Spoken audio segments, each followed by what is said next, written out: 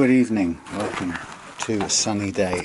It's actually a Sunday, and here in the Reloved Guitars Hall of Sunshine, this is what I've spent some of Sunday doing, and along with a bit of old guitarist, appropriately, I don't know what month this was, a couple of months ago. Yeah, 60 years of the Les Paul, funny enough. And anyway, what I've been doing in between hammocking is clamping together some other bodies, and I've got two Les Paul Junior style bodies, which are going to have a mixture of woods in them anyway. So I've been using my new sash clamps to clamp these things together. Got one done. It's in there, and as you can see, it's a beautiful early summer's day here in the UK, and that's the view down the lane behind behind the shed, the workshop. And then above here we have a massive ash tree which comes out later than everything else, and it's just the most beautiful thing when it comes out. And then over there we've got some local cows with their calves, and it's quiet evening time, Sunday evening, in this beautiful part of Devon, the his and hers hammocks. But I have to leave all that idyllic evening behind for a minute and get on with yet another reloved guitar. Well, what we have here, we have Hugh's Yamaha ER 121 or something. I'm not sure of the model. I'll probably say somewhere. Anyway, it's a well-liked guitar, but it has a problem.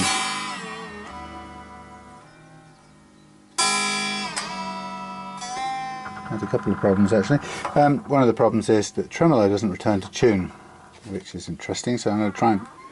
There goes the door. Come in, go out. I'm going to try and figure that out, because it's just unusable if it doesn't return to tune.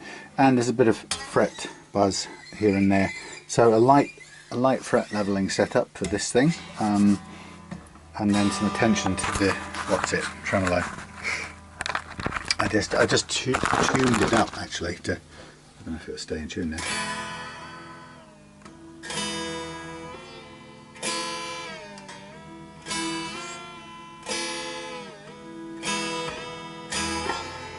So it stays locked, or it catches in the back, pulled back position.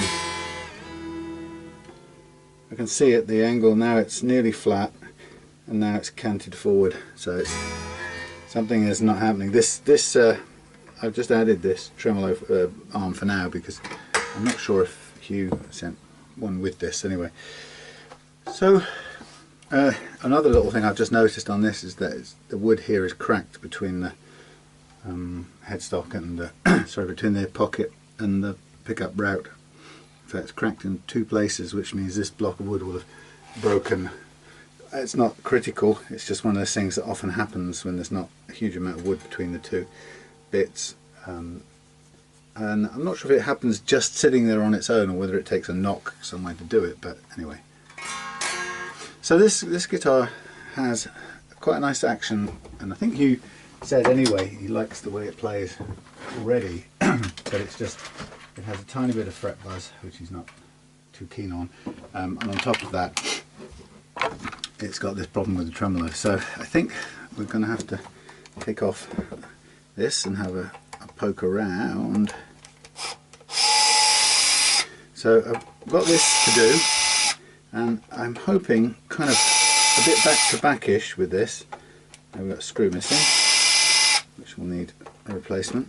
I'm hoping back-to-back to get the this Warlock, what's it called? BC Rich Warlock, Warspite. Get that done. And actually all that needs is fret leveling and polishing out. So here we have, just kind of looking for interest's sake really, here we have a little control cavity at the back with two controls, master volume, master tone, master volume, master tone, and a 3/5-way switch. Yeah, very simple arrangement. But yeah, it's this interesting tremolo that isn't working as it should. Now it's got 3 springs on it, and the tremolo is fairly far out. But the point is that if we have it balanced, it should, if it's floating, which it isn't really floating at the moment, well, tiny bit, but not enough so you would actually classify it as floating. But really, when you have it floating, you're going to want it tilted forward a bit, but with easy free movement. This is catching. Now what I'm just trying to have a look at here is to see if anything obvious tells me why. Well, there's no obstruction. I don't know how well you can be able to see that, but let's give you a close-up. In here, trying to do all that with one hand, which is quite funny. Let's see if I can do it. So there's no obstruction in there that's obvious. And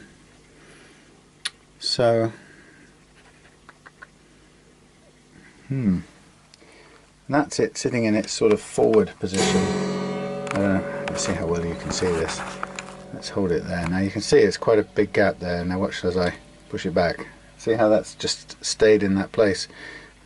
Now it could well be, I'm looking down here and I'm seeing that this first screw is in a little bit too far. So it may well be that one is obstructing the movement of everything because it's tied up too tight. So if we were to pull that one out a bit, I think that's freed it up a bit, but not enough. It's still, I'm just looking down, all the way down here. Something catching.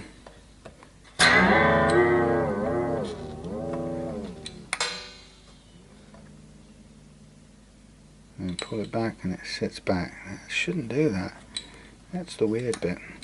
Okay, well I think we're going to have to take it apart and have a good old looky. Sometimes it may be something like, you might find that maybe the tremolo screws might be too large for it.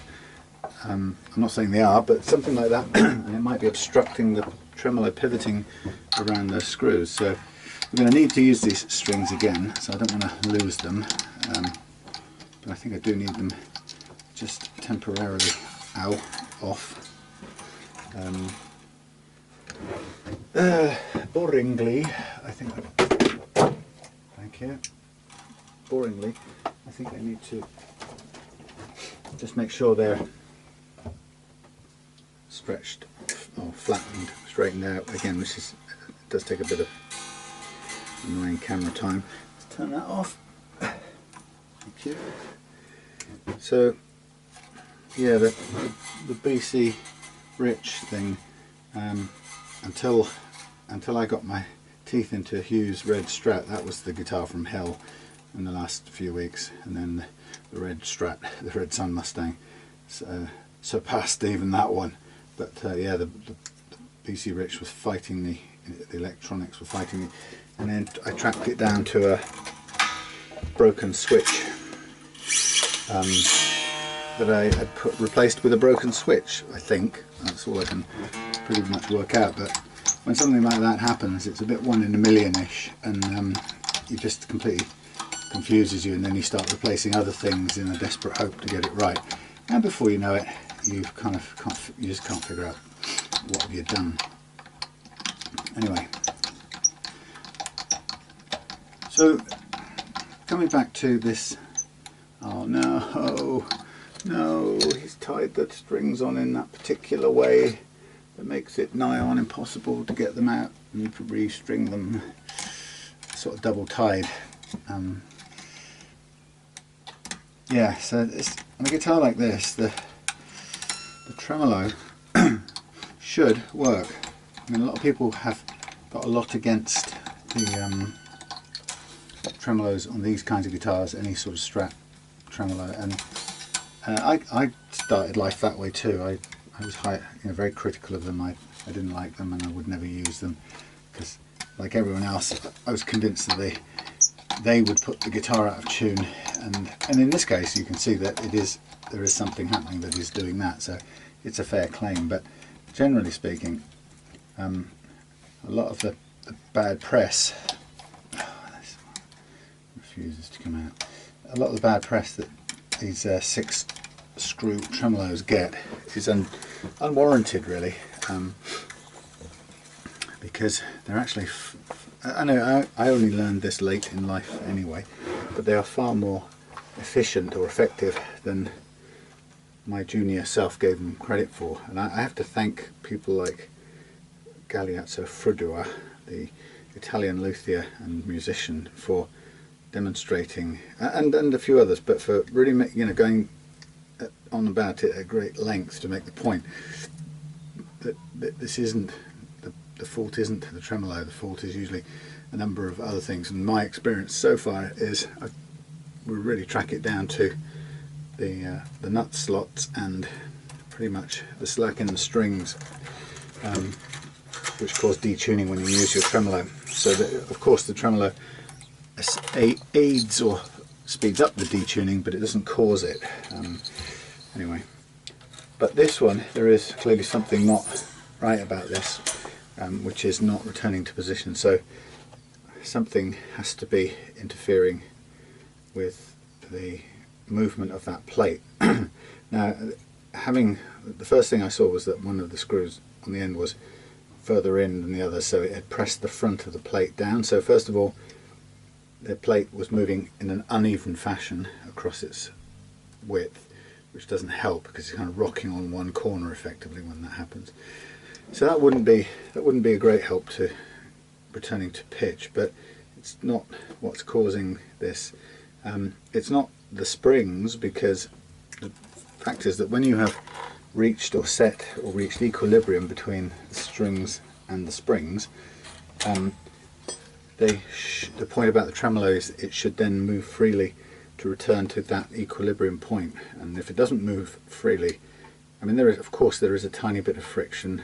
There are little 6 holes here pressing against the shafts of 6 screws, but when it's all good, that plate should return to equilibrium, even if if your balance is achieved with even only 1 spring, for example.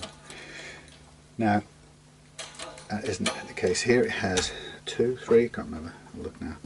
It has 3, which is a fairly standard amount. Now, I suspect that well, let's go back to logic, right?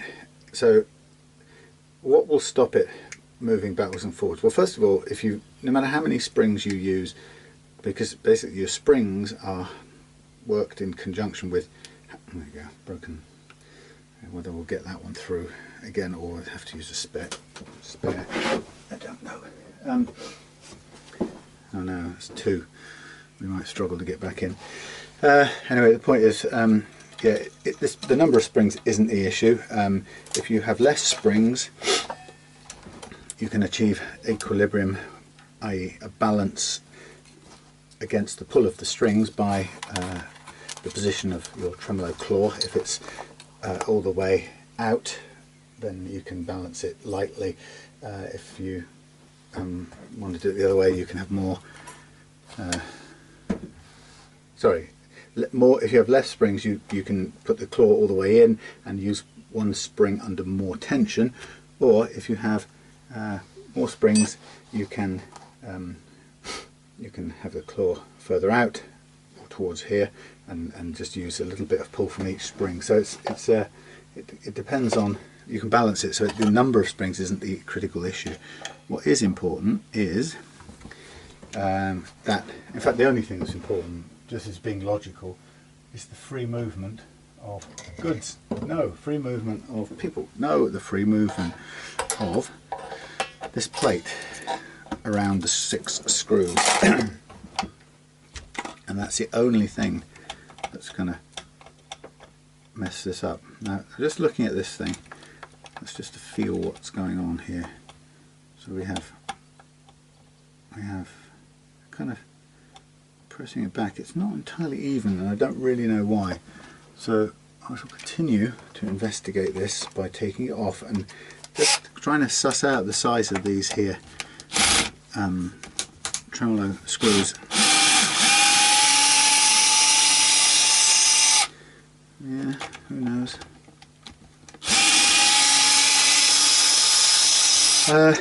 In truth, you can basically, you could, if you wanted to, just use 2 screws on this thing.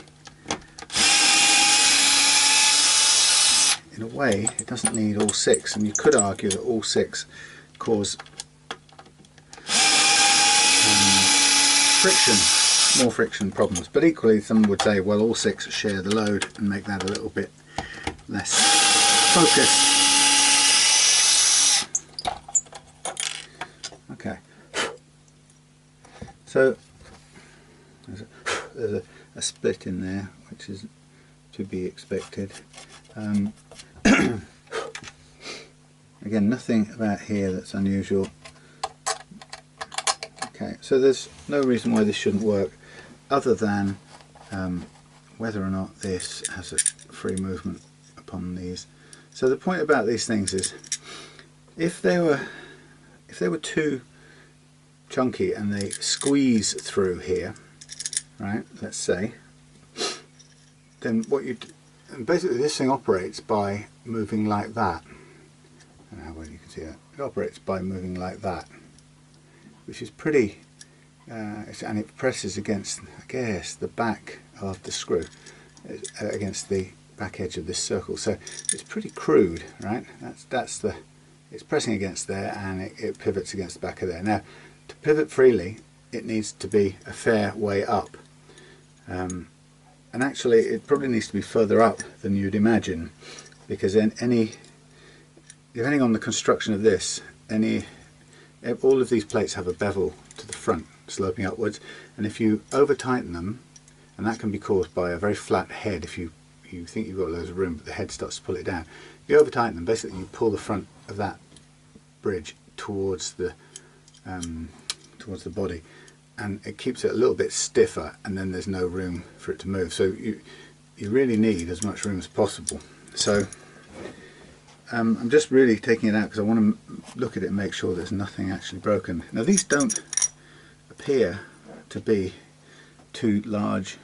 I don't know if they are original or not, but you know, what you've got to imagine is that this needs to be free moving enough so that it can move as much as it needs to move and return to position whilst leaning on the back of that smooth part of the screw. Now, judging this, that's higher, that's much greater an angle than you would actually need for our floating tremolo. Okay, so there's no issue about movement. However, you can see that if we pull this down, let's imagine that's tightened right down, you can see that once we pull it down, there's no possible movement between the top of the guitar body and the back of the thing, because the plate's coming up and hitting this unmoving screw. So actually you probably have to have quite a lot more movement, it has to be raised quite a lot higher than you think to get the freedom of movement you want. And it's basically going to pivot in 2 places. It's going to pivot around the back end of the screw with a bit of a touch on the front on the body. But just looking at that, I mean, the intonation looks way wrong for a start, but let's not worry about that for a minute. But looking at that, I would say that's okay. But what I'm going to do, I'm going to put these back in, and I'm going to stop quite a long way out.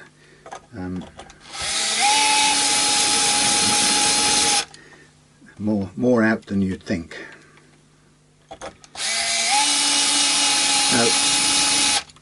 You might have seen me do it before, but in the Galeazzo Freddua method of setting up tremolos, 6 screw tremolos, he talks about setting the outer 2 first and using them as your guide. So leaving the 4 inner ones for a moment. Let's say leaving the miles out. And he says, I'll read you what it says. It says, raise the 4 inner screws, those 4. Then push with tremolo arms so that the rear of the trem plate touches the body. Now this is, again, presuming you've got the springs in, which I'll put back on because these are good condition springs. There's 3 of them, there's nothing wrong, and I'm going to do this with a nod to all of you guys and girls who can't stand it when I do them in a radial spread, because you think there's something wrong and offensive to the eye, aesthetically displeasing. But I'm doing it under slight duress or protest. I don't think it's really that significant, but I understand if it hurts your feelings. Okay, so you can see, first of all, that with the springs reattached, it pulls the back of the tremolo, or it pulls the block that way underneath, which tilts the bridge this way, and because there's loads of room here at the front, you can see how it's allowed to move. Okay, so what I would now do is it says right, tighten it, it says push the tremolo arm so the rear of the trem plate touches the body. And then it says raise the 2 outer screws to give 0.5 millimeter space between the front of the plate and the guitar top. That's quite an interesting little instruction. I don't think it's very massively clear, that, but let's do so. Let's start by pushing this in on these 2 end ones, right? So we'll go in as if they're all done up. We'll leave the 4 middle ones out. Okay, so what it's saying here is, what is he saying?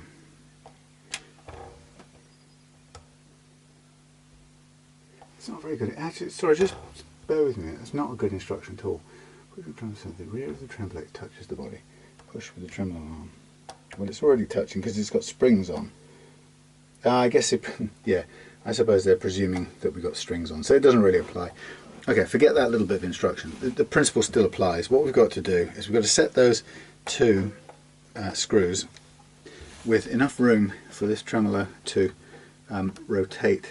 So go from this position here on its, now you can tell that it's sitting on its little bevel, which it's meant to do, and it needs to return to, it needs to be able to go to there and comfortably return to there.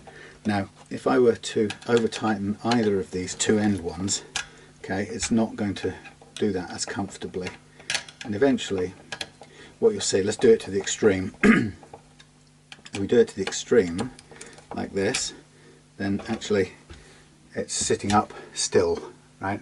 And it's sitting up not because it's got any strings pulling it that way, you can see there are none on there. It's sitting up because the front 2, the 2 outer screws are now too far in, and they are pushing the beveled edge flat against the guitar body.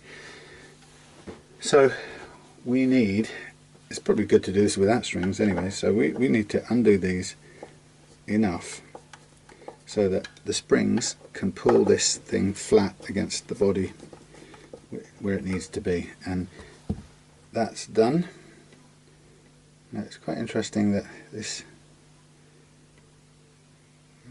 interesting how this works. Yeah, okay. It's always the way, actually. These things are subject to bizarre forces. If you bend that way, it's going to try and bend the whole thing that way. If you go down at an angle like that, so to use a trem on a 6 screw thing like this, you really do have to use it for the best results, kind of centre to the strings. It's not often that's talked about, but if you go this way, you're pulling it up over, you're pivoting over this one because the force is going in diagonally. It's I never heard that really talked about much. Okay, so the point being is we need enough so that it starts, let's say there, and it's not, we don't want it hitting the back side of the screw,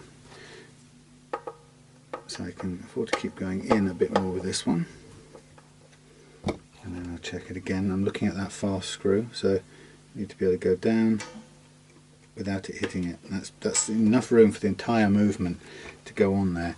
So if I look at this, I can actually see how far that's sticking up.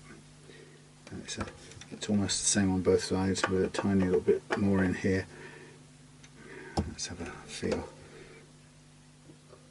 So it's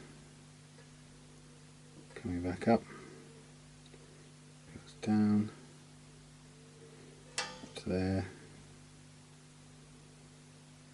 Okay, actually let's just try this.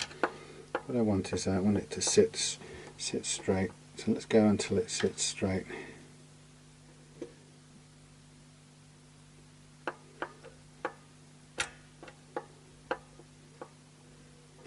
All the way up, all the way down. That's good. All the way up, all the way down. So when this is, what I've done, I've basically I set it so that when this is flat on the deck, because it's got no strings pulling forward it, when it's flat on the deck, it's the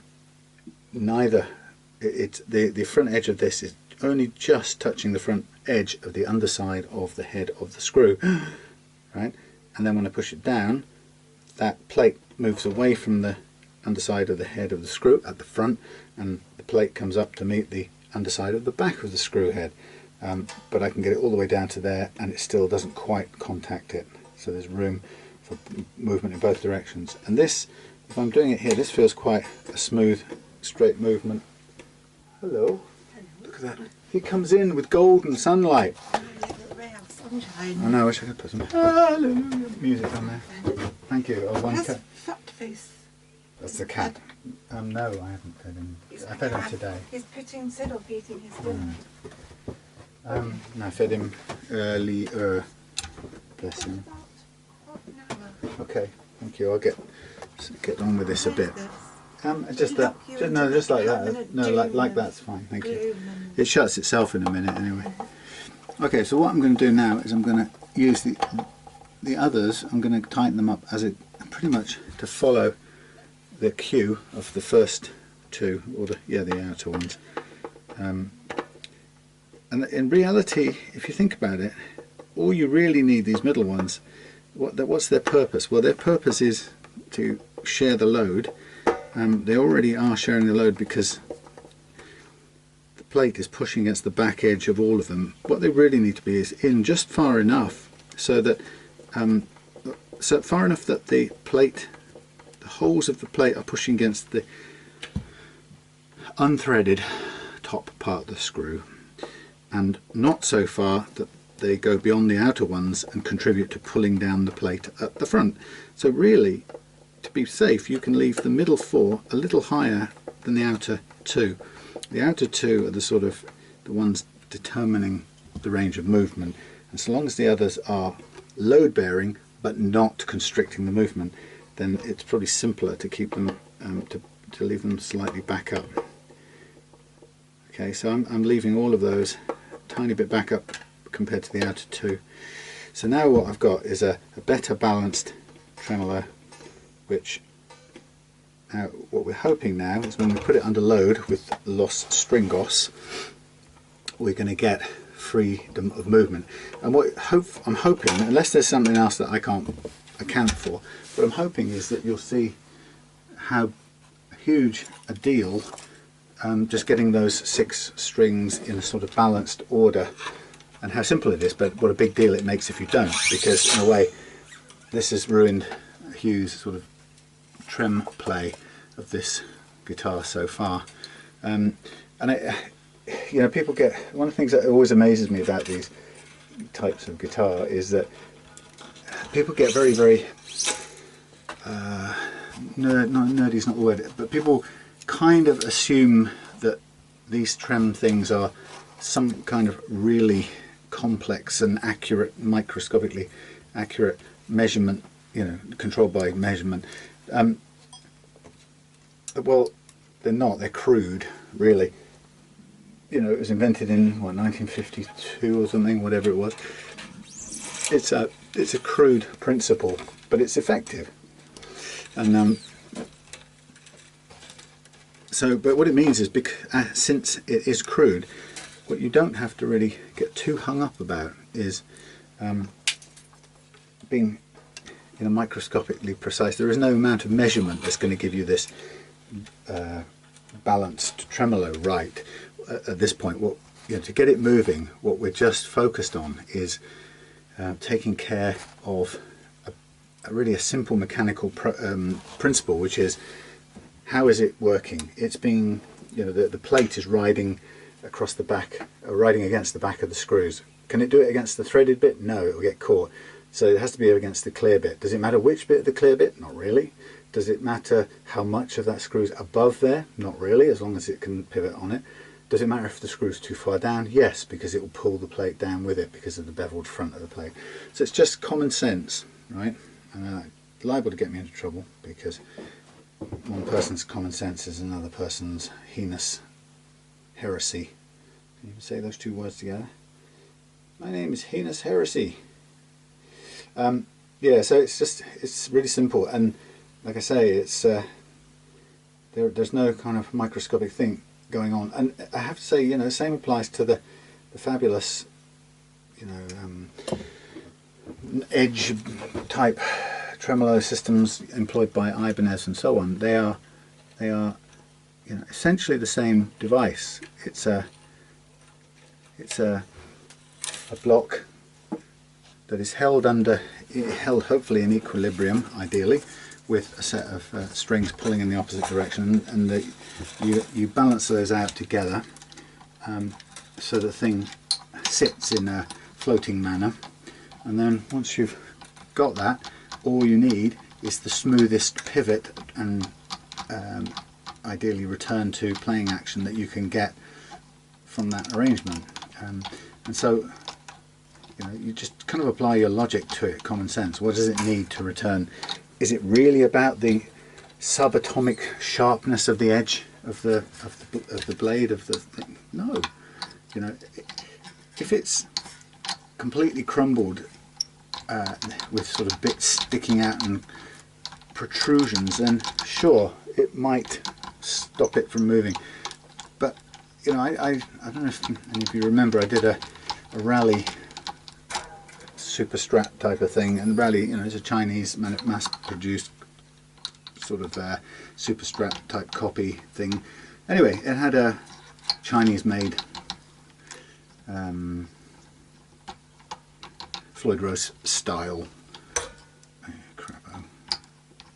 Floyd Rose style tremolo unit on it, and by rights, everybody's comments about it was, oh, it's going to be shite and it won't work and it's junk, and it's not made from titanium like mine is on my Prestige XYZ, and of course the expectation is it should be rubbish. And I looked at it quite high magnification, and indeed it had some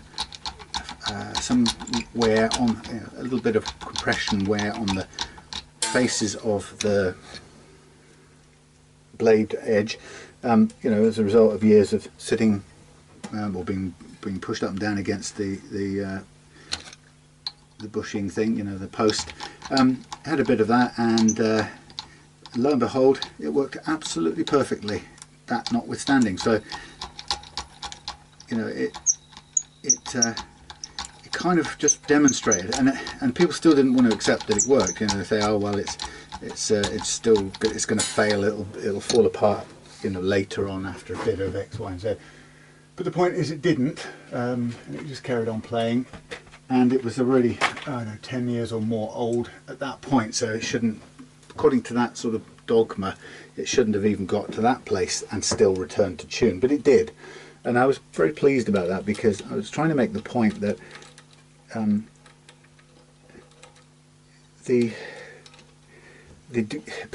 think people overestimate the degree to which some corrosion on the front of that pivot blade edge can upset the tuning, and I think they overestimate how much it can, how big an impact it has, because I think it, often it may explain something else that's not working right in terms of the tuning. So I think people quite quickly say it's it's deteriorating blade edge surfaces on my thing, and it won't stay in tune, it won't return to tune. Because the same argument on here would have been, if we translated this to the same two-point pivot, two-point tremolo on here, if we pretend this was a two-point tremolo, the argument here would have been, oh no, this isn't returning to tune because the back edge of the hole, i.e. the face of the blade, if you like, on this, it would have to assume that was damaged, therefore it isn't returning to tune. Well, no, what we found is the position of the screw stopped it returning to tune more than anything. So anyway, I think often people can get a little bit over scienced or over precise, or have a kind of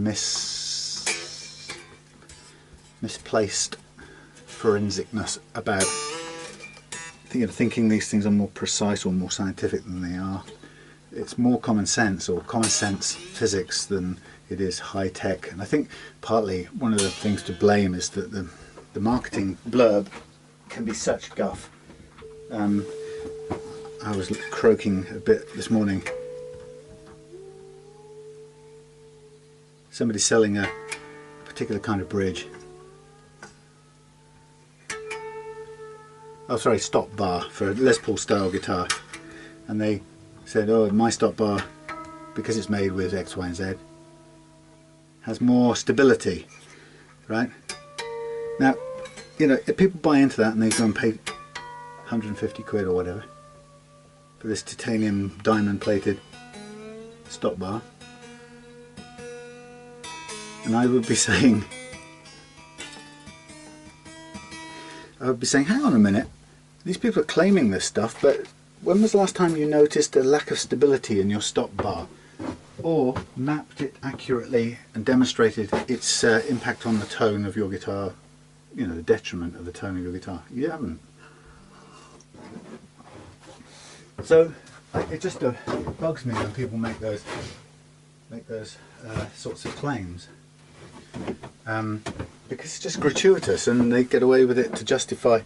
And it said my special stop bar that you're paying 150 quid for gives you extra stability and contributes to a superb tonality of the guitar.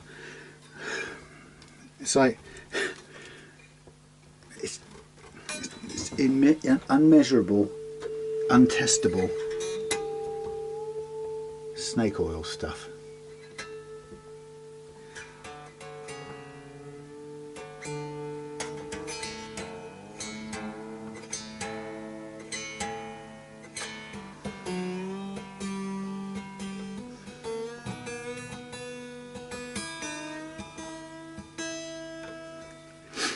And the funny part is if you explain that to somebody, or set out to prove that they were being bamboozled, it's like quite often when you show somebody that they've been hoodwinked, they get crappy at you.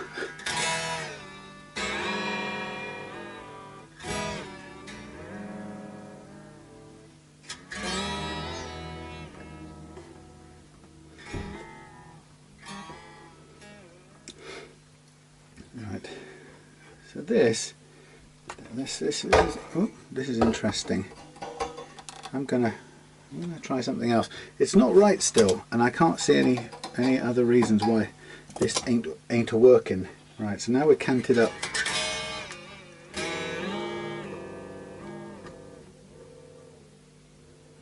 Yeah, it's definitely.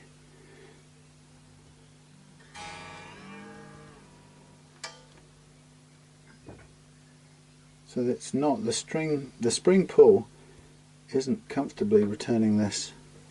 I'm going to try something else here. Yeah, it's definitely something, and I don't know what it is about this that's causing this. That's the truth. So I'm just going to take these higher up and let the pivoting happen higher up on this. So the screw head is not in the way. Okay, so you can see there's a lot of potential movement here now.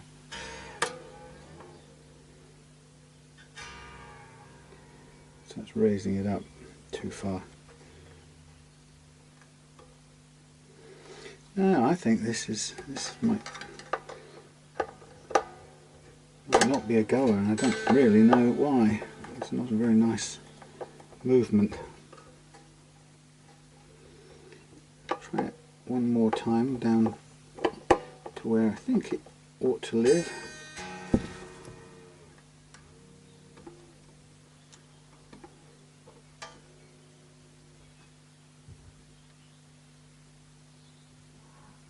Weirdo.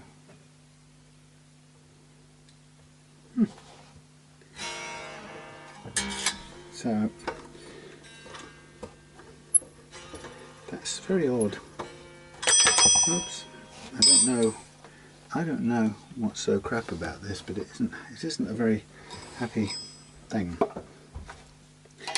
I'm going to put these springs under a bit more tension for starters, because they're not under much tension, so we could see if we can actually get it to do some work.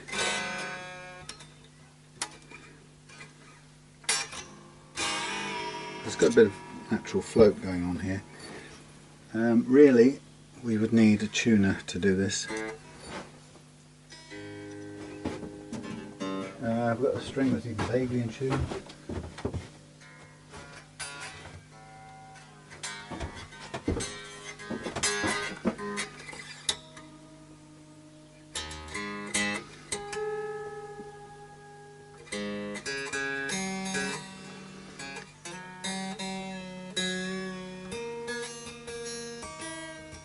It's not really good tuning because it's pivoting.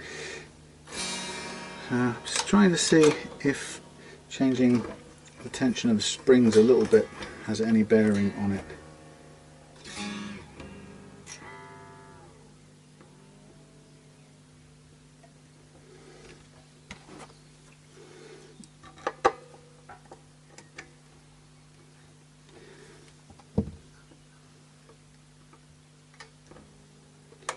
It really does want to jam. Why is that? It's very odd, isn't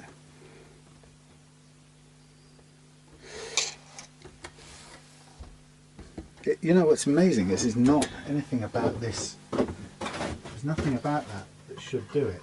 But I bet you, if we were to change out something, and let's have a look, for example. Let's have a look and see what we've got in terms of. Okay, look, we've got a set of tremolo screws here.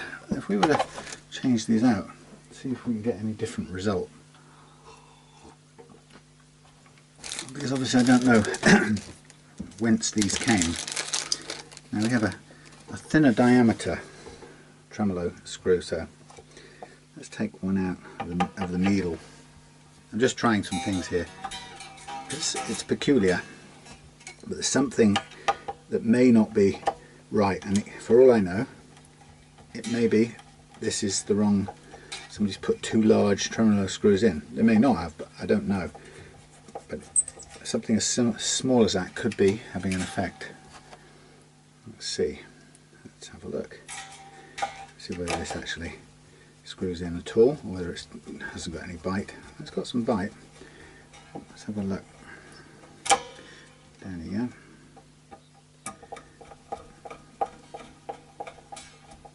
Okay. So I could try this on all of these. Let's see what we get to. And then if that doesn't happen, we could try a different bridge altogether, just out of interest, to see if we can identify something about this that isn't behaving, because I can't see it's anything about the slot. There's nothing intrinsically about that route that could be causing this. It's not in the way, nothing's touching, it all moves, you know, there's freedom for everything to move, so I'm kind of interested. So I'm just going to do a few change outs, and that's what I like to do, is, you know, if something doesn't, you don't get the, you know, can't work it out the first time, experiment and see if you can come to a conclusion about what's going on. Now, of course, if this doesn't hold it at all, then what you find is that the thing will come flying out, the bridge will pop out. But trust that won't happen. As I say, if that doesn't work, we'll have a look at another bridge. We'll measure this one up and see. And it's not because I want to replace this particularly, it's just I want to see if it will reveal, or if it will perform better when we put something else in, just out of interest. Okay, so now we've got 4 out of the 6 of these are the smaller headed ones. Obviously it's putting, I wouldn't really want to do this with new strings on because it's putting the strings under pressure, yanking them sideways, but these are sacrificial strings.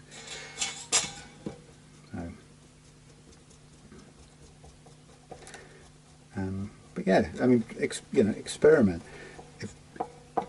Sometimes you can only work out what's going on by omission or deduction. Powers of Sherlock Holmes. Oh no, hang on, I've got two more to come out. The outside ones.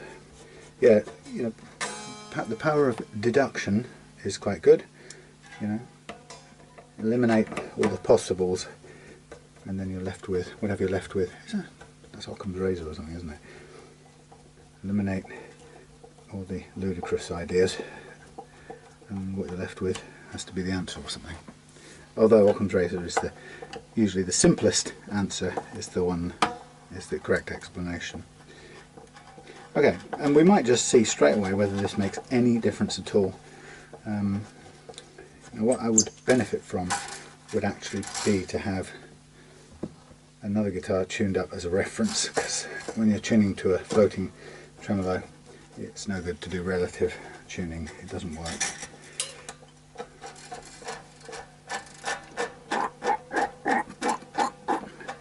Right, let's have a feel.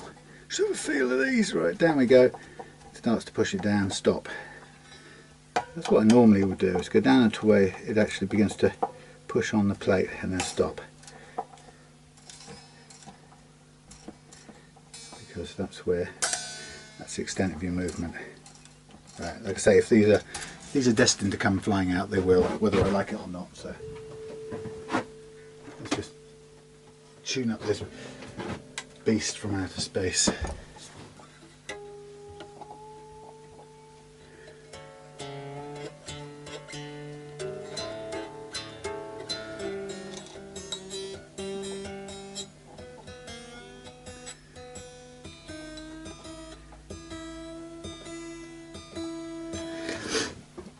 So I just really want that there as a reference tuning.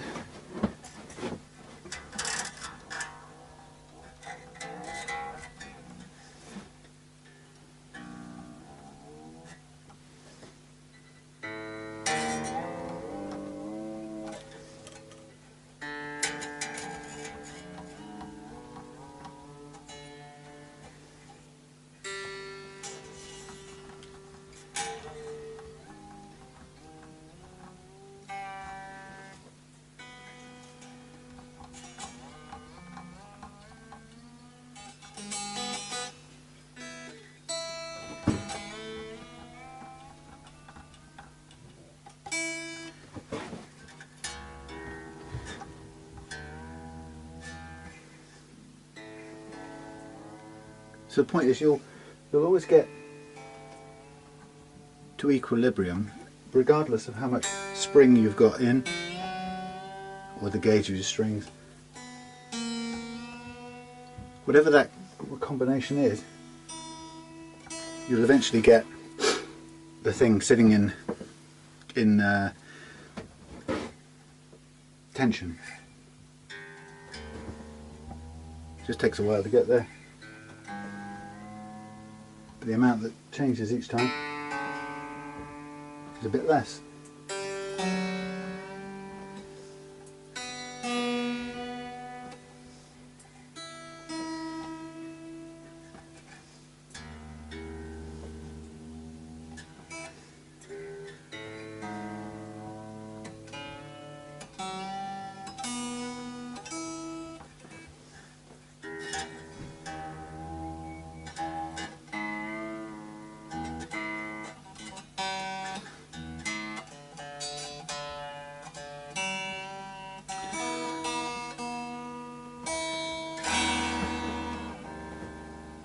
down,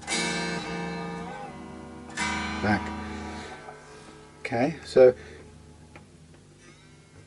even with these little ones on, and I'll do them a little bit tighter,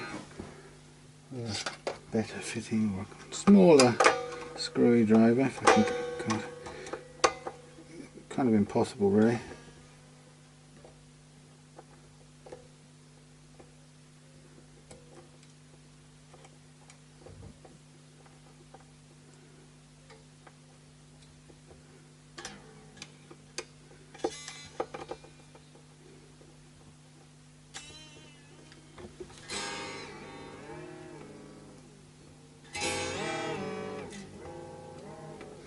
Yeah, that's interesting. This doesn't want to do it.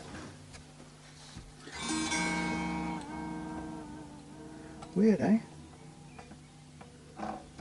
Okay, I'm by this process of elimination, so rather than spend weeks upon weeks fighting with this, which I haven't got, let's just look at the string spacing on here. Right, for 52, basically 52 millimeters.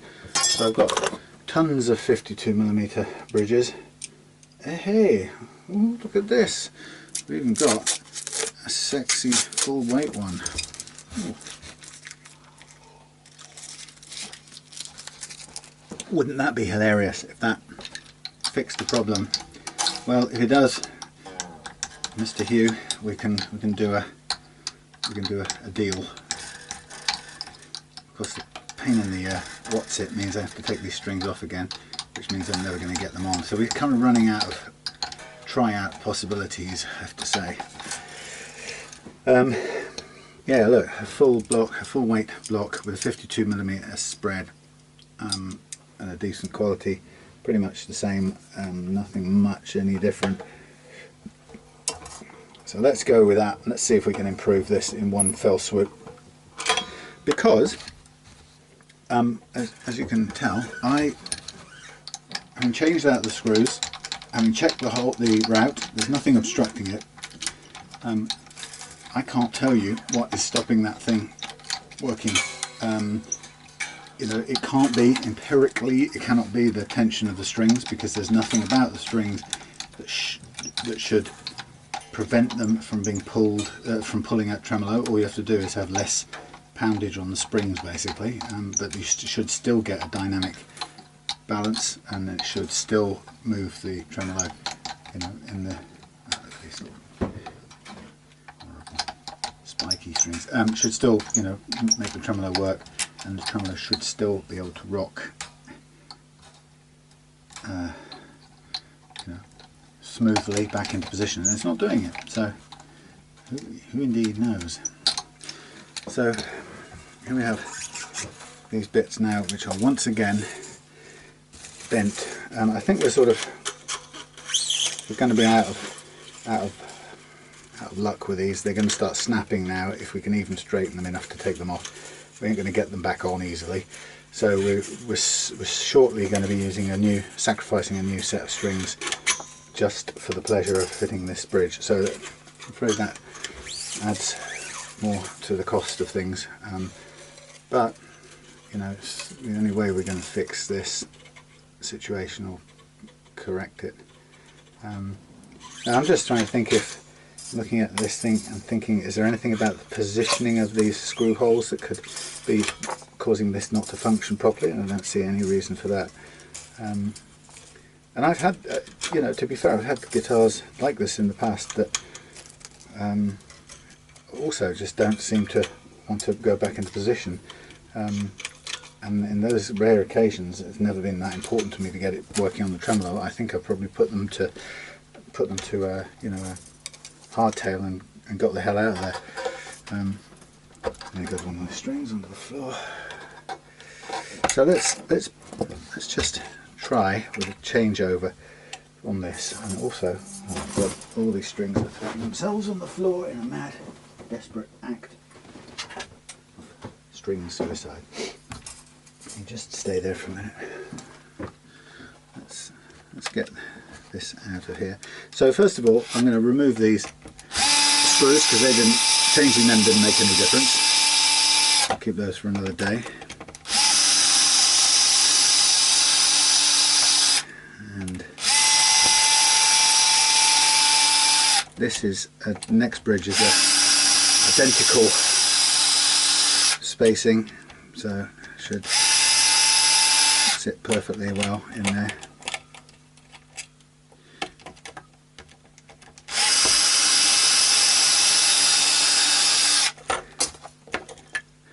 Okay, let's have just a quick look. Yeah. Same old, same old. Right, let's just drag these back a little bit so they're not in the way while I'm doing the screws. Worry about the intonation later.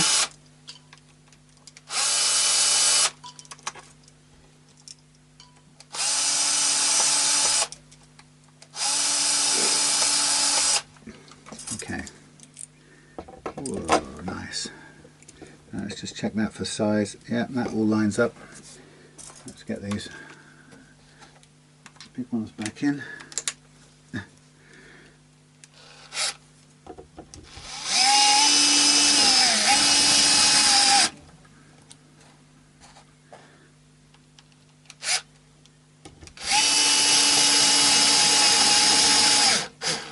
So I've found it in the past, and that's why Galeazzo stuff didn't quite make as much sense to me.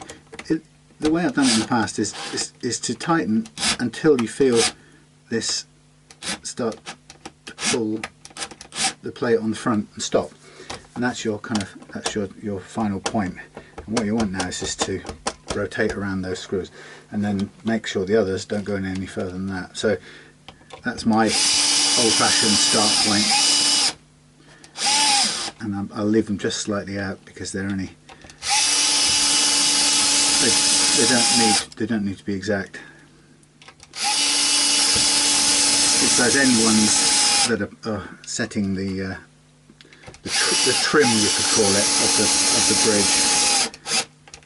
Okay, so there's that.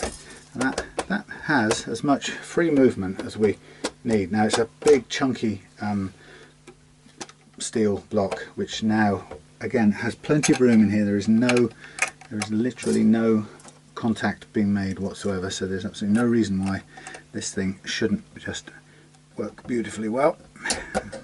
One spring, two spring, I'm going three in the middle this time just for fun, because it should do just as good a job. Starting with the springs fairly well in, then we can, oh yeah, I don't know, oh, that's what I don't know, do I? Is this an appropriate tremolo for this bridge? It may or may not be. More things. That's not one of those. It is not a floaty one, it is a screwed one. Let's find something.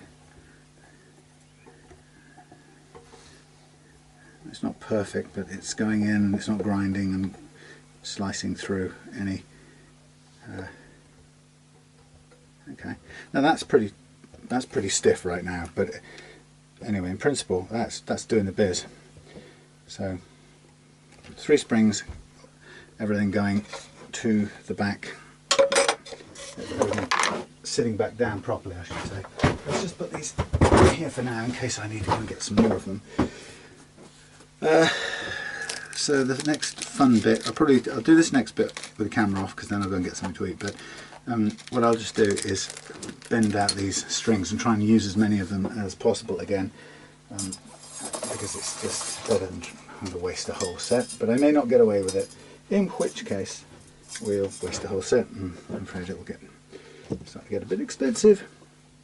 But anyway, bottom line is, if I get this working with this block, there's nothing conclusive we can say about it, other than it was something about that block that was not working, and you know, we've kind of fixed it with an expensive upgrade, which is not such a bad thing. You might as well go for a guitar that plays the best it can if you're going to keep it.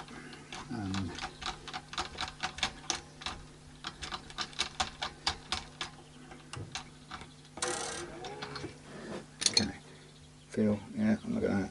Pow. I immediately feel like this is going to work.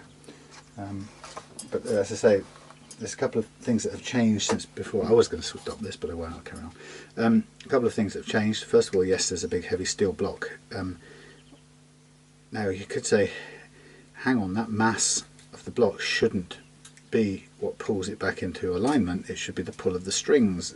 It's not like the steel block should be working as a weighted pendulum, yanking the bridge back to the top, you know, to in line flush with the top. But so I don't think it's the steel blockiness that's the key thing here. It'll be something to do with the holes, the cut of the holes, and the way they're allowing movement. Because that's the only thing. If you Sherlock Holmes it down to absolute logic, right?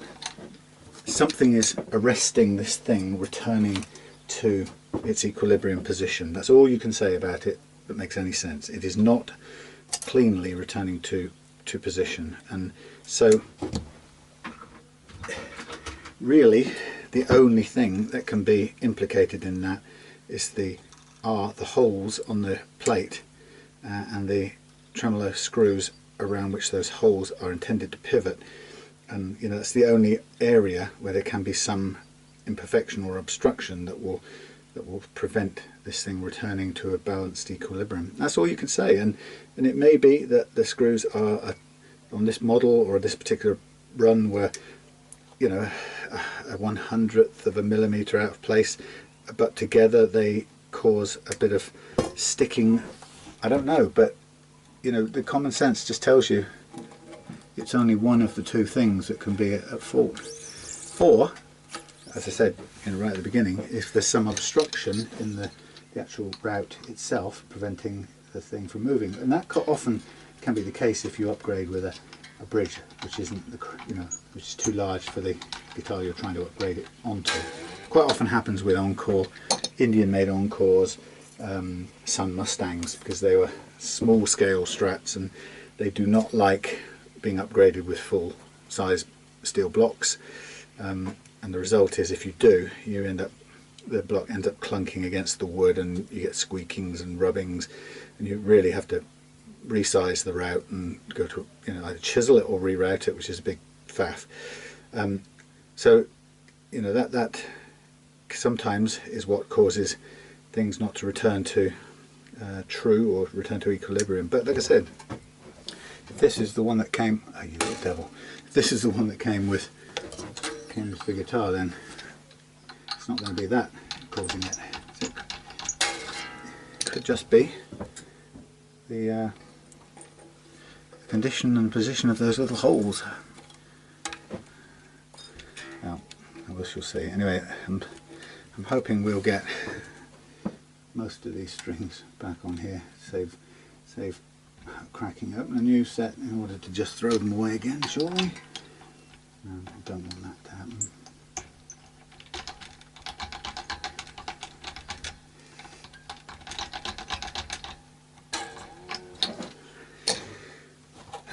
Second to last, which is which? Now, this is a red one, so that is the last one, but this is an odd one out now. This original set isn't a rotor sound set, so this was whatever it was, and I don't know whether I'm even going to get the vague chance of getting this thing through, because it's all coiled up. And if not, then we're staring at 4 or 5 quid's worth of strings just to get 2 out of the pack. And I hate that. I hate it. Maybe I'll find some more splattered around here. I have got a few, but finding the right ones is quite... Yeah! Okay, coming now. It's quite some pain in the arse deal. I don't mind using another of my spare top E's if I can just get this one in, and it might be that snipping off this tiny little hook at the end might just allow us to do it. Fingers crossed. Yay. It's not so much that, okay, it's cool that we've got it to go through, but the next challenge is, does it get up there to the tuner? Is it long enough? which it is. And then the next bit is, can you get it around the post a few times without it snapping off straight away, because it's been crimped so many times.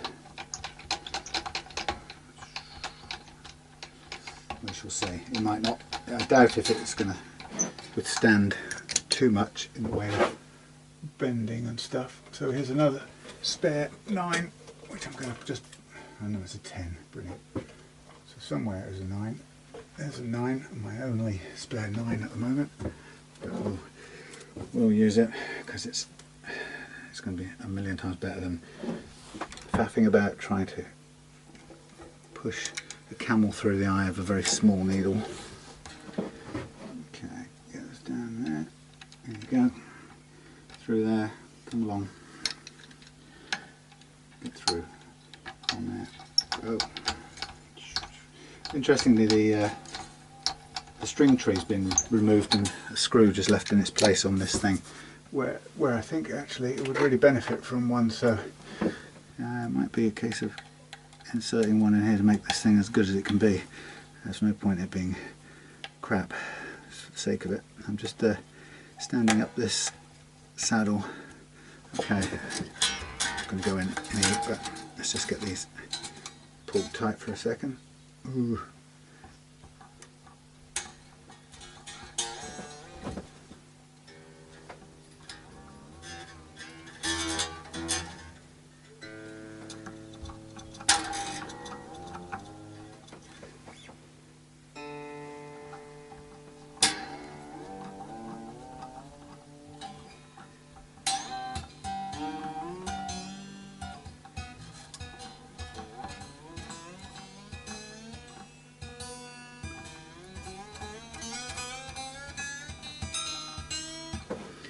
Quick test.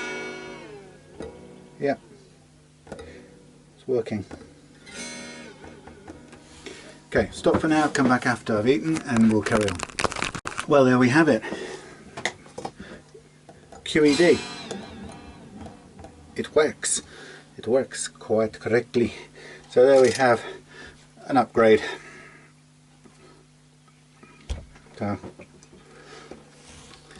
So no, what was I going to do? Oh yes, no, yes, no. Right, so what I was going to do, this, by the way, I have to say, I don't know if this was the original bridge that came with the Yamaha, but I have to say I've never held a worse bridge in terms of its lightweightness. This is horrible, and there's something about it. It looks, I don't know, it looks a bit wonky, or something doesn't look right to me about this. Anyway, I've never held a lighter bridge than that. It's truly horrible. So we've kind of fixed that problem already by just replacing it with a decent quality one. I'm not even gonna get on the phone and call Hugh, because I'm just gonna start from the assumption that he would prefer a quality guitar. He likes the guitar generally. It's you know, one of his favourites, and he wants it to work, the tremolo to work properly. So being the tech, like calling the shots kind of thing, we're just gonna go with it, because I've got one here. I've not got any particular use for it right this second, so he can have it, and he can have it at a better price than if we bought it new. So there we go. We're all happy. So what I'm going to do, first and foremost, is I'm going to put all of these screws in. I'm going to put this into a hardtail mode, because I'm going to do the setup part things in hardtail, and then I'm going to do the tremolo, floating tremolo-ness at the end. So let's just get this all solidly into flattened out mode. Pretty much it. Now because it's there, now I can pretty much take a straight tuning.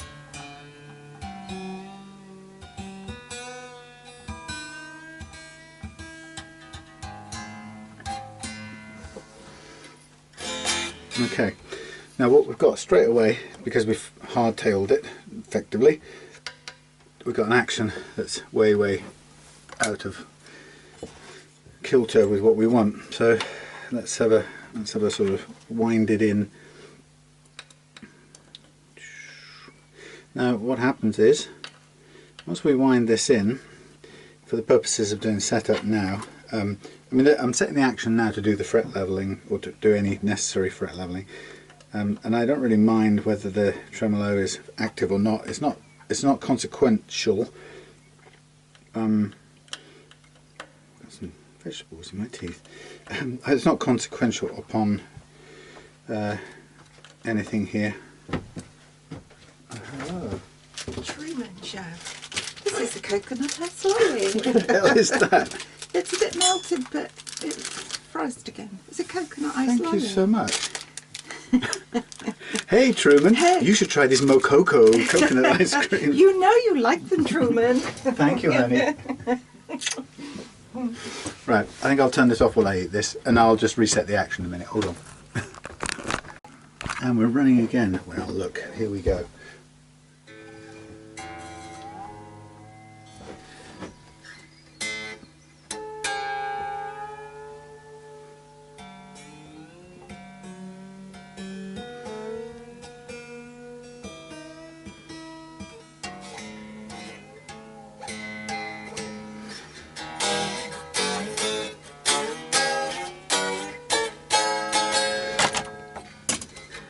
Okay, that's great. Nice low action.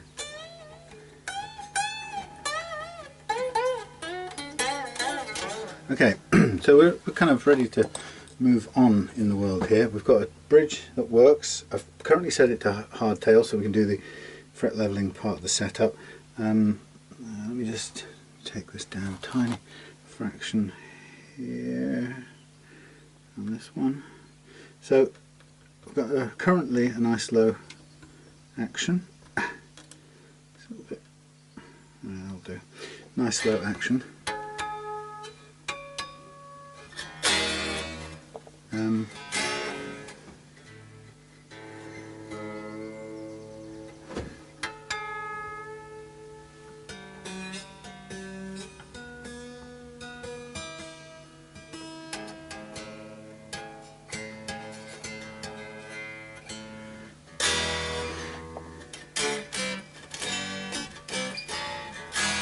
Yeah, that's going to be fine. Alright, so we've got it now strong with nines, under normal playing tension, got a bridge that works, got the action set, forget the tremolo operation for now, but we've got the action set at the last fret the way I want it. I'm just going to check what the relief is on here, and there is some relief in the neck, and that's enough to work with. I tend to, if it's a guitar that somebody's been playing a lot like Hugh has, then I'll leave the relief where it is unless it's clearly a problem, which it isn't. And then across the first fret we've actually got quite a nice low action, which has a bit of fret wear as well. So I don't actually think, judging by this, I don't think we need to do too much to that at all, if anything. So just listening out for how it plays, or whether there are any buzzes or not on this guitar.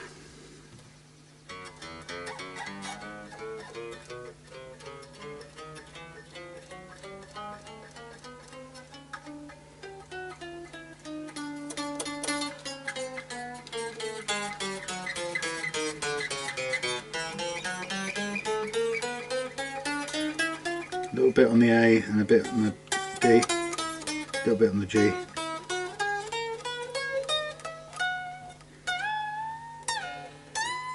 Nice flat radius, so it'll bend all day long.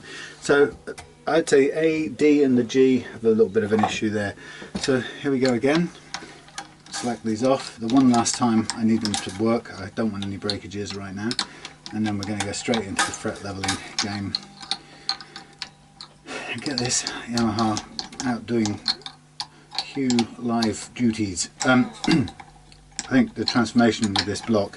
So I have to say, it's not the steel full weightness that's really made the difference here.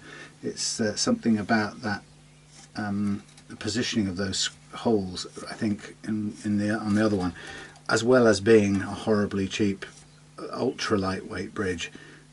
Which has got no sort of mass as far as sustain is concerned, but I wouldn't say that was causing, well, I certainly wouldn't say that was causing it not to return. The strings are supposed to be what pull it back. It shouldn't really matter whether it's a lightweight block or not, and there's no logical argument for why the weight of the block would make any difference to the smoothness with which it returns, or the ability to return to centre détente or equilibrium, whichever you want to call it. So I don't buy that at all.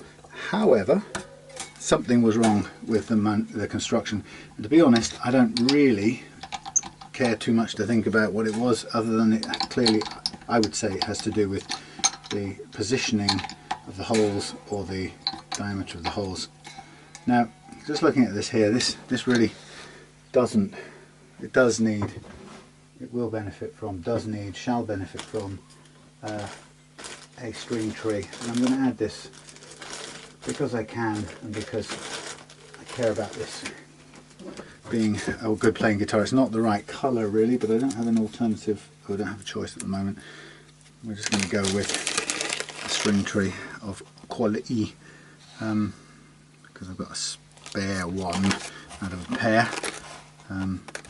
But yeah, there's no, it does need it. It's this top E here is skimming over the top of the saddle, and that won't help. Sorry, the nut.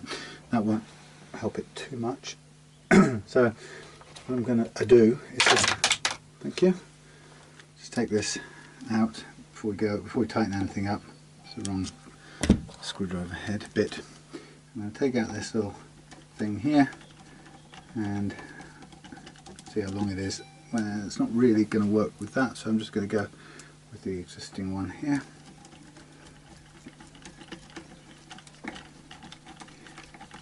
Consider the previous hole as a pilot hole, and that looks pretty good. That's nice.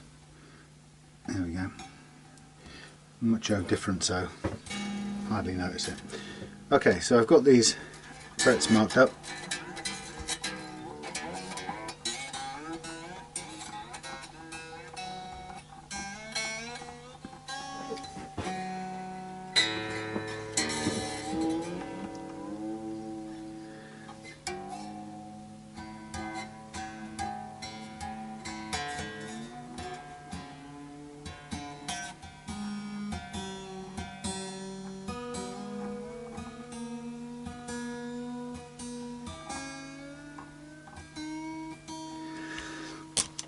Groovy. Right, so now we've got it tuned roughly back to pitch, which is what we need. It doesn't have to be microscopically to pitch. So we'll get a little widget. So I'm now going to do the precision fret leveling, which Rev Guitars is world famous or something. So here we have the idea of this is we use three of these little feet, I call them, little brass dome nuts. They're all the same size, and they're, I presume, I could be wrong, but I think they're wearing, if they're wearing at all, they're wearing at the same rate. Then we get our truss rod and slacken off for starters, slack it off, and then we'll start with it slack, which should be roughly flat. It isn't always the case, and it looks flatter than the neck because it's missing the middle one, so I just dial a little bit of curvature into it, and lo and behold, it's a little bit over now. And so I'm going to just take a tiny smidgen of that out. It really is sensitive to adjustment, so these are the smallest movements. Okay, that's good. And with that, I'm going to pull off the string here, spread it out here, give myself room, and gently, using gravity and the miracle of 400 grit self-adhesive sandpaper, I'm going to let this thing gently cut up the tops of the frets and level any undue high spots that it needs to do. And I can see excuse me, also at this end I'm probably going to just gently try to, or aim to, level out any wear grooves while we're at it. That's a bit of a bonus. Now this is quite encouraging. We're cutting almost everything except maybe one here, barely touching that, but everything else is cutting, which means two things. One is we've reduced most of the unevenness probably, and the other thing is it means that we've got the curvature of the neck perfectly mapped or matching.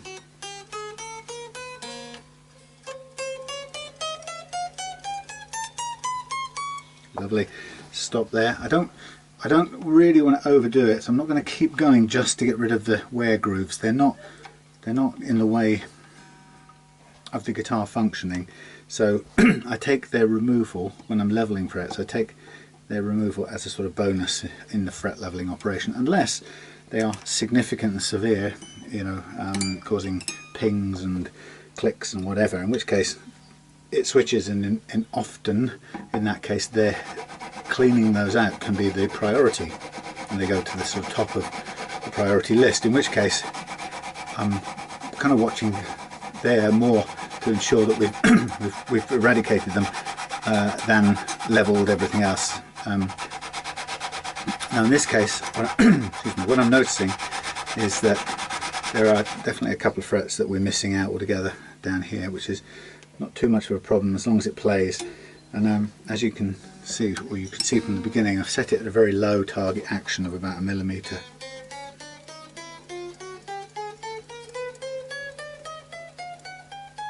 Playing great.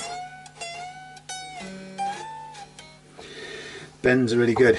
The difference between this and the Sun Mustang with a 9.5 radius that I was fighting with last night when it came to this stage, because the 9.5 radius is just unwilling to give you a low action and allow you to have the bends. The geometry of the whole thing just doesn't permit it, and it's really frustrating because, you know, I want to get a low action out of it, but I have to accept that on the 9.5 and below, i.e. 7.25 or a 9.5, it's just, you can't have it. It's the way it is. It's not permitted. Now I know that I've got a bit more of unevenness from the G across into the D and the A, so I'm just, you can see where it's bringing up the dust.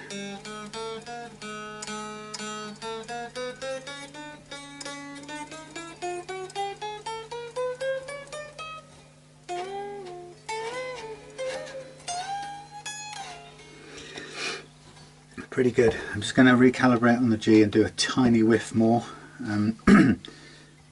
This is going to be very good, but that's because the Yamaha is starting with what is a very nice neck and a very decent radius that is just a joy to level, I have to say. I mean, it doesn't, you know, like most guitars, it's not free of uneven frets and it does need leveling, but having that sort of excuse me, 12 or probably 16ish, actually with, I don't know with a Yamaha what it is, but it's kind of in the 12 to 16 radius, maybe 14. A neck in that sort of ballpark radius is just so easy to bend notes. You know, you just don't get into trouble. So.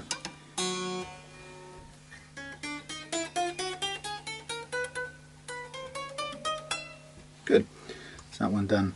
Now it's taking a fair bit, but it's also a brand new piece of sandpaper, so it's cutting very efficiently. But it's worth doing, because this is going to clean up those notes that Hugh was getting annoyed at. And actually, it doesn't. You know, when we discussed it, I said I'd do a light fret leveling, but in a way, it's neither here nor there whether it's light or a bit heavier. As far as the process is concerned, it doesn't save any time. Maybe one or two passes or one or two goings like this back and forwards instead of 5 or 6. But when it comes to reshaping the frets and then polishing them out, it's the same sort of process, same amount of time. So what I'm going to do, he said, reminding himself, is while I've got the fret leveling file, or the truss rod, or the banana as I like to call him, out, I'm going to get that Dean, no I keep calling it Dean, BC Rich out onto the table and give that a going over. See all that gone, so that's good, it's working well.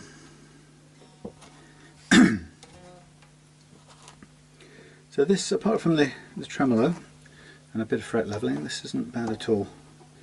It's a lot simpler than the Sun Mustang, but then I knew it would be. That was one of those patients that gets brought in off the motorway and who goes into arrest, cardiac arrest, and then has to be in intensive care or an induced coma for 3 weeks, and then blah blah blah. You know, real touch and go patient. That Sun Mustang.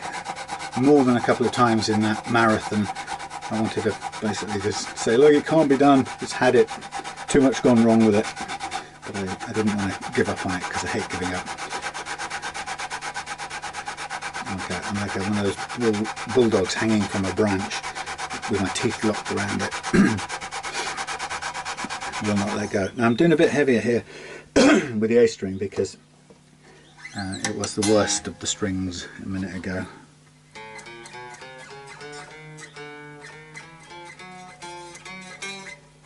Pressed really hard. Still got a little bit of residual zing, so I'm going to recalibrate that again, or calibrate it again, or recalibrate it, do one or the other, and then just give it a last little bit there to get it cleared up. That's what I love about this method, is it is the only method that you can hear, and right there and then, as you know, you heard 2 minutes ago, you can rewind this. It's not really the right term anymore, it's not a tape, but you can rewind this, go back to hearing those A notes, the notes on the A string, go hearing them buzz and sizz, and then hear how they've gone, and that's fantastic to be able to map that progress and be certain that what we've just done has cleared that up, such that we know that the guitar will now play well at this chosen action. And that, remember, that's what this is all about. It's not about achieving an absolute levelness that we will never need. It's about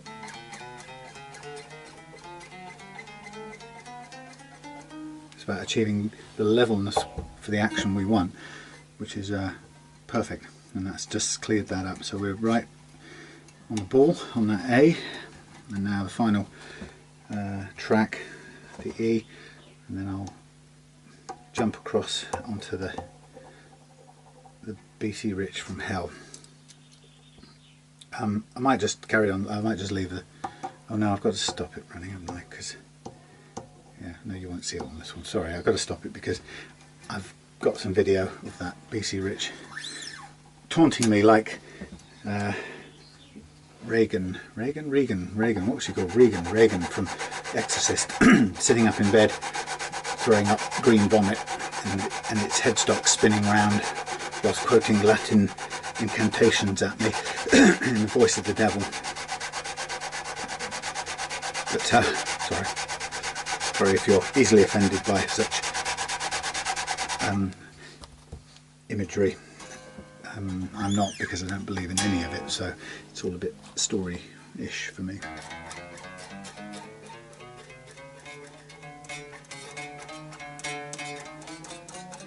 A bit more at the top there. But yeah, it was the son of Satan itself. The what do you call it? That thing, BC Rich. Still, once I'd figured out what was going on with that stupid switch business, it calmed down, and the demons left it.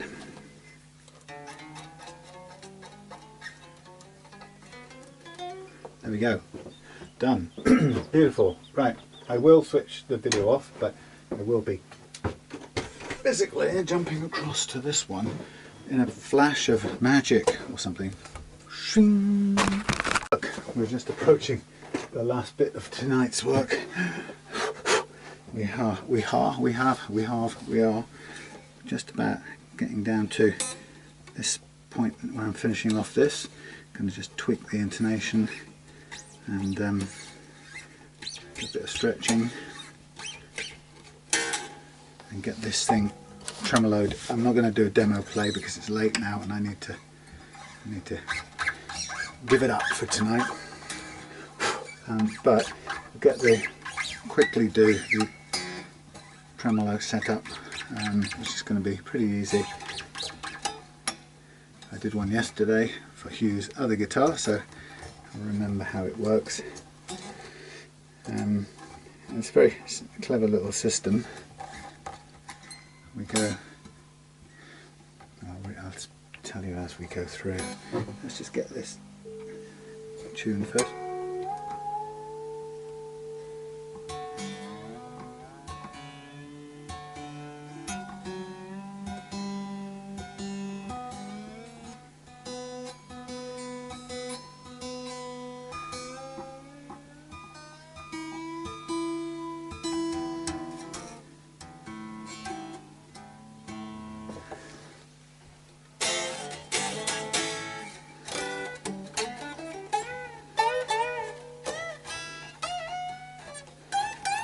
Very low action, it's sub 1mm at the moment, so I'm just worrying about, I just want to stretch it out a little bit now.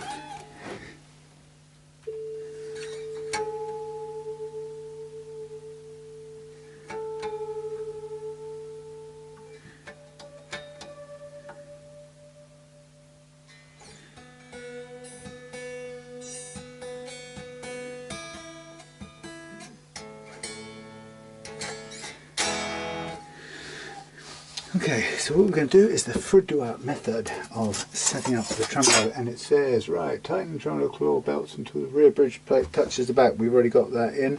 Is it touching? Yeah, I don't think it can go any further, but we'll try a little bit more. Where's it gone? Thank you. When you're doing this, it doesn't hurt to start full in like this. Okay, and we go. Yep, we are flat on the deck. Right. And then we get the tremolo arm, get the trem arm, tremolo claw. Right, we need some post-it notes in a second. We need the tremolo arm. Now the post-it notes I've pretty much run out of, so I've got to buy some new ones. So I'll get down to that in a minute, or tomorrow I should say. Meanwhile, we'll use these slightly crappy set of old ones and see if we can get away with it like I did yesterday. Now I need, to make this work, I need the amp and my tuner to get this to work, and it's a good system. Switch that off for a minute.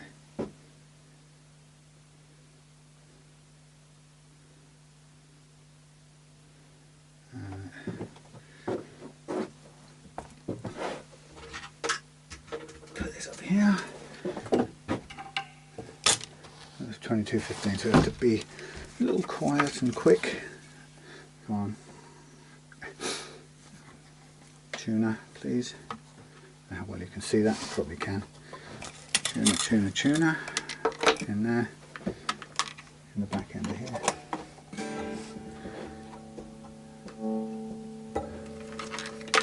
Right, no, nothing, everything clean, lovely, thank you. Right. So what we're going to do is we are going to, it says put the amount of tremolo post-it notes underneath here required, whatever amount is required to hold the tremolo plate parallel to the guitar top, and that's about right there. Okay, so that's my flat position. Okay, then tune the G string to pitch. It's almost there. Now don't worry about the fact it's lying on its side. Right now that doesn't matter, lying on its back. This isn't about, I know the neck bends backwards, it's not about that. It's about something completely different, so don't get het up on that. So tune that to G, right, remove the post-its, right, and then depress this till that becomes E. That G becomes E. And what it says is, stick in enough post-it notes to make that note into an E.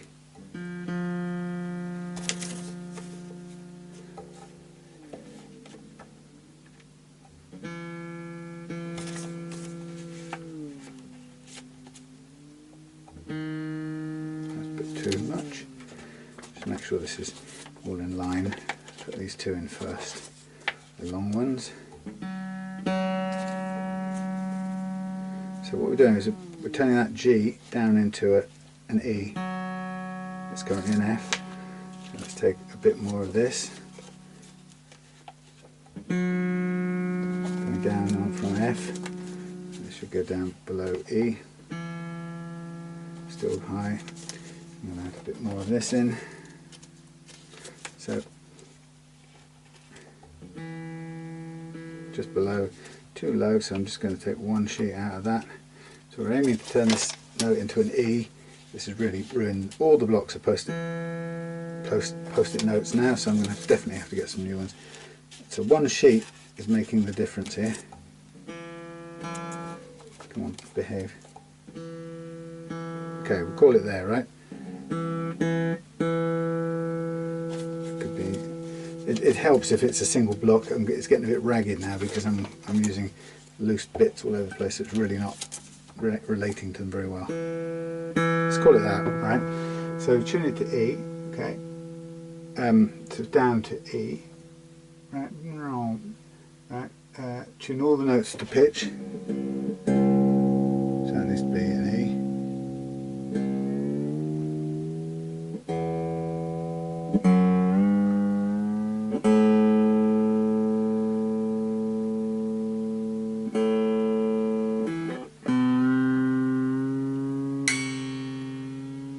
Nice.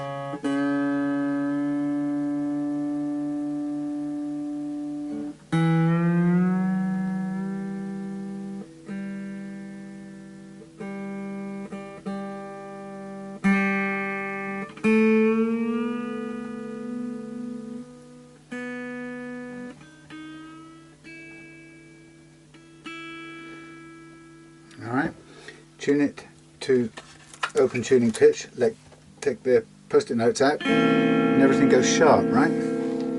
So then you work off the G, for example. Now you go to the back and we want to unscrew the claw, reducing the pull on the strings, and check what the note becomes. G, A became, we're going down from A and we want to go down to G, remember?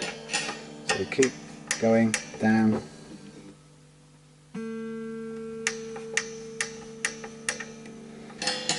Keep going. Come on. Shh. Can't do it left-handed.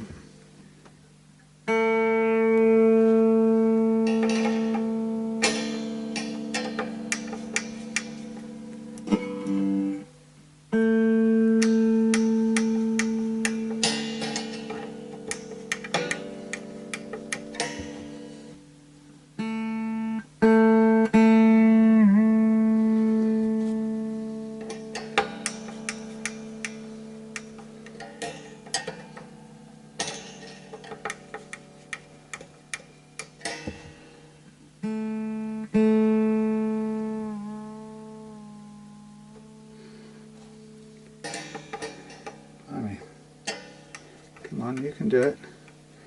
It's got a lot of spring pressure on here. It might take forever to come down. Okay, here we go. So it's taken a while to pull them all the way out to where they start to undo the springs.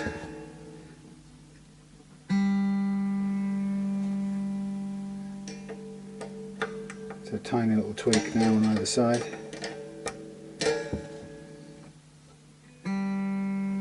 Back up a little bit, tighten up a little bit. If you just get the damn screwdriver in the screws.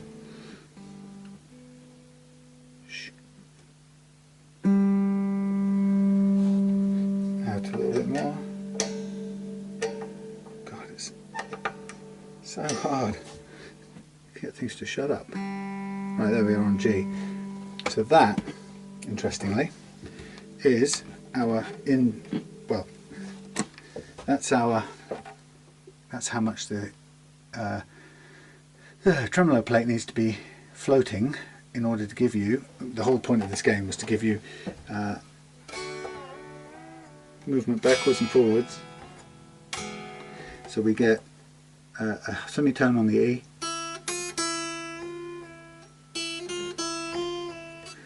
tone and a half on the B, and sorry, a tone on the B and a tone and a half on the G.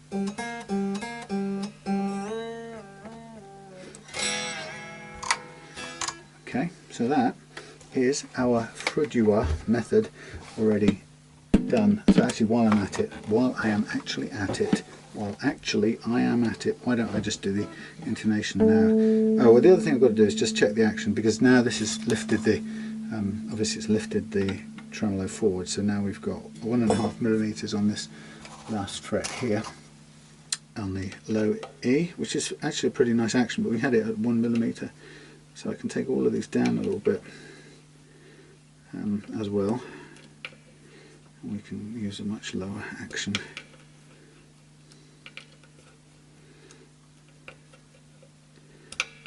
All round. But that's what happens as the tremolo plate pitches forward. You get an increase in action, which now we're countering by taking down the action on the bridge saddles like this. That's a little bit. There's a little bit arbitrary there.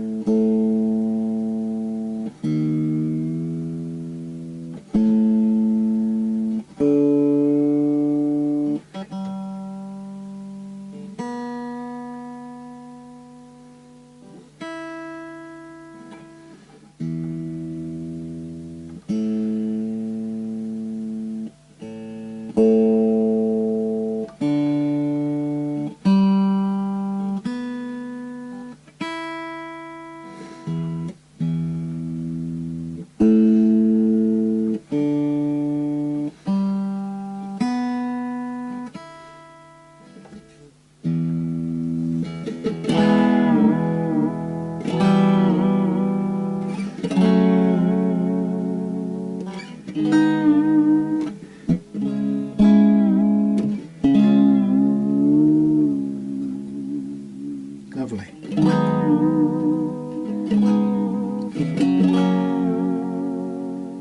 No rattle either.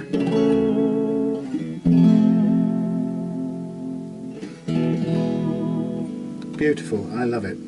Let's just check the intonation now.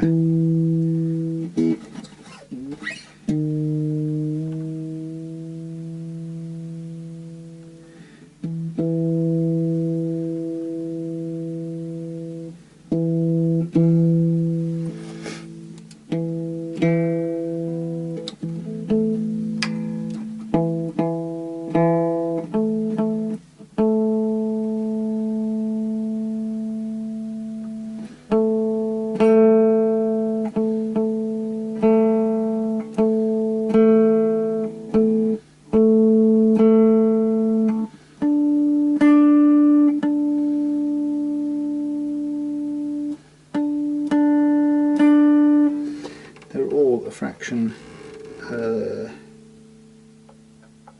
high, so we need to shorten them a little bit.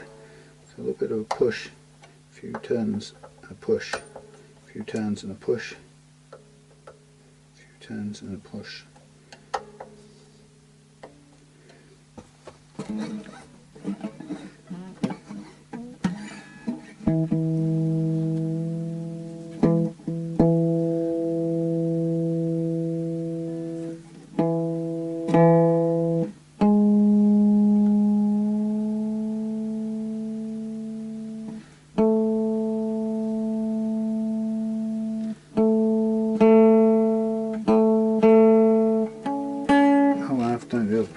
Wrong way, door.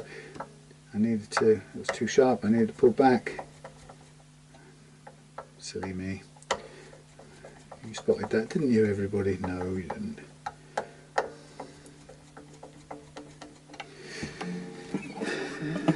Get there.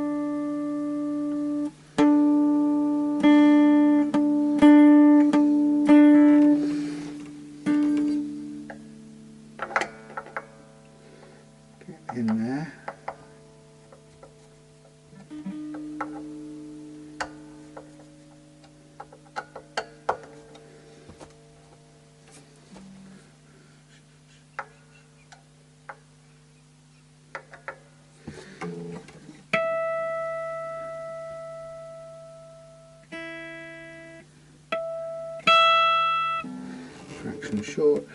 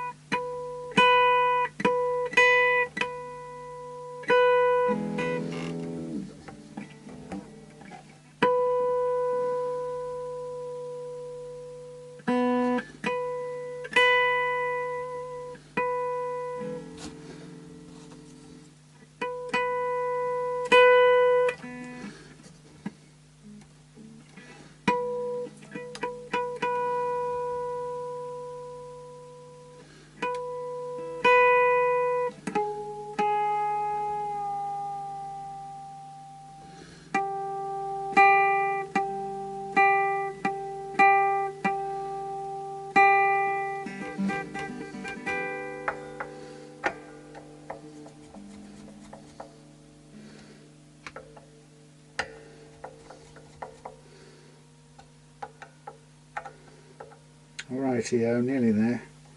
Just got these damn screwdriver to sit in the right place at the right time.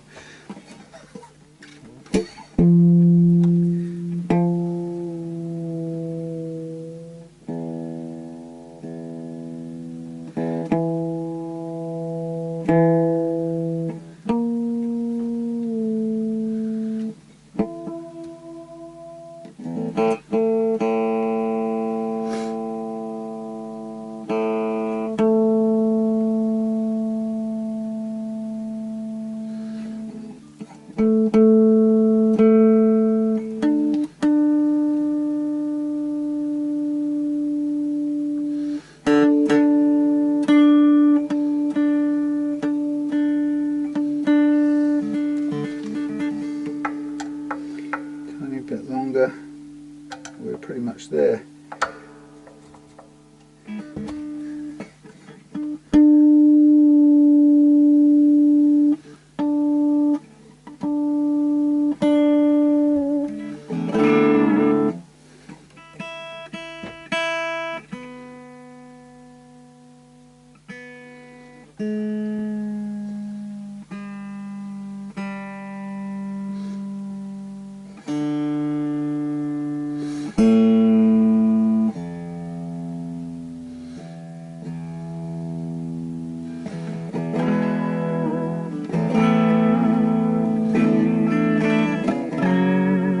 Beautiful, truly beautiful.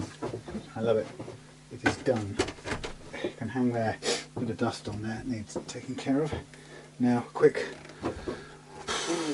Oh, wrong video. Hold on.